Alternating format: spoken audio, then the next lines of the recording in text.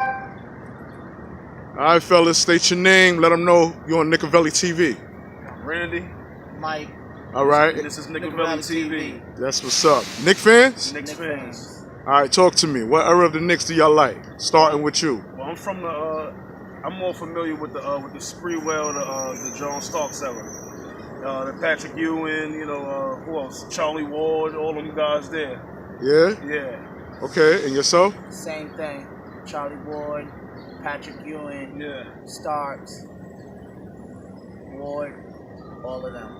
Now, I always ask my interviewees, every time they mention the era of Patrick Ewing, why that man ain't get no ring, man? Because he ain't have the right people around him. See, when you playing basketball like I grew up doing, you gotta have the right team around you. You can't have a whole bunch of motherfuckers around you that's saying, like a lot of people say that about Iverson. Like Iverson was a one-man team, but it's no I in team, brother. It's a 5-people team. You know what I mean? And you gotta have people around you that's key players that's gonna stay in their pocket to play the role that they need to play for all of y'all to come collectively get the ring that the team really needs. So are you telling me that Patrick Ewing Knick team was a one-man show? I'm not gonna say it was a one-man show, but I'm gonna say sometimes even when you have 5 players on the floor, it's not a team still. And sometimes the collective, cohesive unit of the team is what make the team a team. Like when Jordan was a one-man team, it made everybody around him better. Okay. So you gotta have a situation like that. You can't be a one-man team and then not be able to make everybody around you better. Because then when you lose your gas in the middle of the game, you ain't got nobody else to pick up the slack for you. So Patrick Ewing was a good player for his lane, but he didn't have the right key players around him to acquire that ring that and to evolve to what they are. Exactly. So to what the Knicks needed. So what's your input? My input is the same thing. If he had good people around him that was willing to play as a team player, maybe he would have gotten the ring that he wanted. Me, honestly, I feel like at one moment in time, they had a chance to win and go to the playoffs. They went to the playoffs about 2 times or better and lost every time by either 10 points or more because they weren't working as a unit. If they had worked as a unit, they probably would have went to the finals. Absolutely. And you got to remember they did go to the finals, actually. They went against the Rockets. And they went another time in 1999. No, the Spurs. The Spurs. Yeah. Okay. And they lost to the Spurs by 10 points. Then when they went against the Rockets, they lost by 20. Yeah. I don't remember how many points they lost by. I don't remember exactly either. I know Pat did that finger roll when he should have dunked. When he should have dunked, most definitely. Right. Because I watched that game. What was it? How you felt about that, man? Was you upset with Pat for that? I was upset. I was upset that he could have followed through with a dunk, didn't do that layup. That dunk would have finessed it perfect.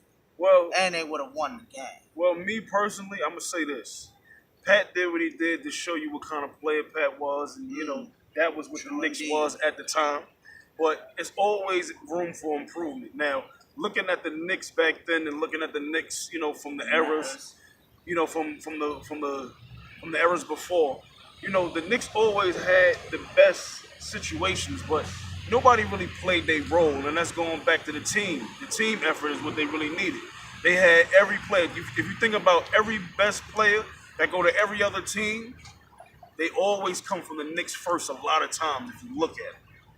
Maury Stoudemire, motherfucking Melo. Talk to me about Melo. How you felt about Melo's game? Well, Melo was always ill. He was always a good player. But see, like I said, they get too comfortable in New York.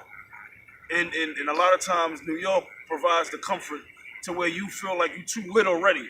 You can't be too lit. It's also a city that'll keep you on your toes if you push by the right things and if you're motivated to stay on your toes. So if you look at a lot of things that go on with the Knicks, I don't think they got enough fire under their ass. You know what I mean? For them to really become the team that they can really become.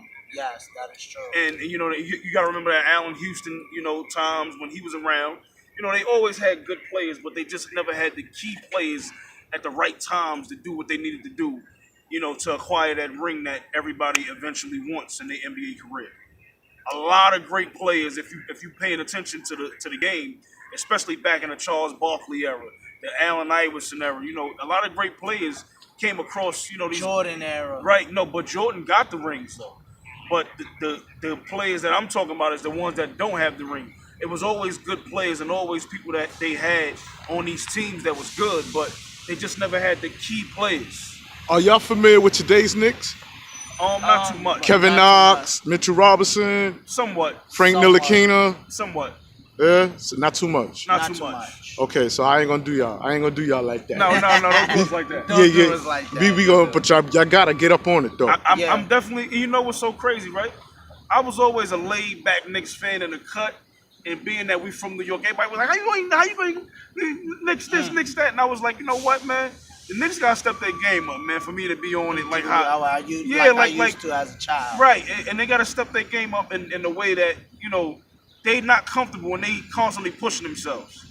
A lot of people, like even Raymond Phelps and all that, Felton or whatever his name is, he was good, man. They had a lot of key players, man, but nobody really stuck to they Velcro, as Fab would say. You know what I'm saying? To be where they belong, to acquire that ring, man, that everybody eventually wants, man. All right. If I was to say who was the greatest center on the Knicks of all time, who would you say? The greatest center? What's the dude? Willis Reed, that hopped out with one leg and won the championship from back in it Yes. with Clyde Frazier. I'm gonna say Frazier. I'm gonna say. No, he's a guard, bro. No. center. I mean, no. Center. I'm gonna give you the centers. You got Patrick Ewing. You got Willis Reed. Right? Even Phil Jackson was a center for the Knicks. Knicks. Yes, he was. Yeah. Yeah, they say he was yeah. Bill was a center. It was another center back in the days, man. Right? Well, I just gave you two. I'm Three. Three I gave you. I'm Go to Phil. gonna go with Pat. I'm gonna go with Pat then because I don't really, I'm 27 years young, man. So I'm gonna go to that era right there that I'm more familiar with, and I'm gonna stay concrete about what I said about Pat Ewing. Okay. Ewing had everything that Ewing needed, but Ewing needed a team around him that you can, actually put into play. Like Jordan had a team. I think Phil was one for his time at that moment when he played before he became a coach. Right. And also, same as well, Patrick Ewing. He was great, very great. Speaking of Phil Jackson, how do you feel about Phil Jackson coming to the Knicks and not being a coach and going for a team president? A lot of people felt salty about that move, man. It's like he raped the Knicks and he came out and left. I feel like this. A person gonna make a decision that fits them best. It wasn't like he gave up on them or he just felt that that position for being coach needed to be stepped up for another person that can do the job better than he could. But for him to take this new role was probably best for him at this moment in time because obviously something was brought to the table to him that sounded great. And most people go for stuff like that. But why would you come to a team knowing that there's a player on there by the name of Carmelo Anthony that you don't even like? I feel it was a waste of time, man. This is my opinion, man. I just feel like, not to cut you off, I just feel like this. A lot of times when you sit back like this, instead of being always in the front, you can do more. So maybe it was a strategic move on his behalf versus actually liking the player or not liking the player or wanting to be in the front where everybody know he should or feel like he should be. I think it's more of a strategic, thing when you look at stuff like that people do because a lot of times you got to come from left field when they expecting the right. A lot of times you got to come from down under when they expecting left. So it depending on his motive, it's what they got to pay attention to. I feel like this. Regardless of the fact of who you don't like and what you do like, it's always business, never personal. So for him to make that drastic move, it's business, never personal. So It was bad business if you ask me, though. I agree. But honestly, it's still business. And how he feels right now, the money make the world go round. So if he felt like that was the best opportunity for him, That's the decision he made. Well, to me personally, if that was his motive, then he fucked up. He was in a very, excuse my language, but he wasn't in his right mind. If the money was what he was after. But at the end of the day, if you sit back and do the math, like I said, sometimes you can see more of the outer view when you do this than when you're always in the front. When you're always in the front, sometimes you're not able to see things like how you're supposed to because you're constantly in the front of everything.